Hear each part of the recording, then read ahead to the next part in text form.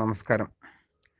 അതൊരു പ്രാവിൻ്റെ കഫക്കെട്ടുണ്ടായി കഴിഞ്ഞാൽ തീർച്ചയായിട്ടും നമ്മൾ വൃത്തിയുള്ള ഒരു തൂവൽ കൊണ്ട് ഈ വീഡിയോ കാണുമ്പോൾ അതായത് അതിൻ്റെ ഇതെടുക്കണം, കഫം എടുക്കണം. അതിൻ്റെ തൊണ്ടയിൽ അടിഞ്ഞിരിക്കുന്ന കഫം എടുക്കണം. പിന്നെ ഇത് വേറൊരു രീതിയിലും കൂടി ഈ കഫം ഇങ്ങനെ എടുക്കാം. അതായത് നമ്മൾ ഈ പറവപ്രാവാണെങ്കിൽ അത് ഈ പറന്നിറങ്ങിയ ഉടനെ അതിൻ്റെ ബോഡിയിലെ ഹീറ്റ് മാറുമ്പോൾ ഇതുപോലെ കഫം എടുക്കണം. അപ്പോൾ ഇതുപോലെ കഫം എടുത്ത് പ്രാവിൻ്റെ തൊണ്ടയിലുള്ള കഫമൊക്കെ വെളിയിലെടുത്തതിന് ശേഷമാണ് നമ്മൾ ഏത് മരുന്നും ആ പ്രാവിന് കൊടുക്കേണ്ടത്. അത് ഇംഗ്ലീഷിൽ പെടുന്ന മരുന്നായിരുന്നാലും ശരി തന്നെ, ഹോമിയോ പെടുന്ന മരുന്നായിരുന്നാലും ശരി തന്നെ, വെറ്റിനറി പെടുന്ന മരുന്നായിരുന്നാലും ശരി തന്നെ, പച്ചില മരുന്നായിരുന്നാലും ശരി തന്നെ. ഇതുപോലെ തൊണ്ടയിൽ നിന്ന് തീർച്ചയായിട്ടും ആ കഫം നീക്കം ചെയ്യണം. കഫം നീക്കം ചെയ്താലേ പെട്ടെന്ന് പ്രാവിന് അസുഖം മാറി കിട്ടുള്ളൂ. അതൊന്ന് ശ്രദ്ധിക്കുക.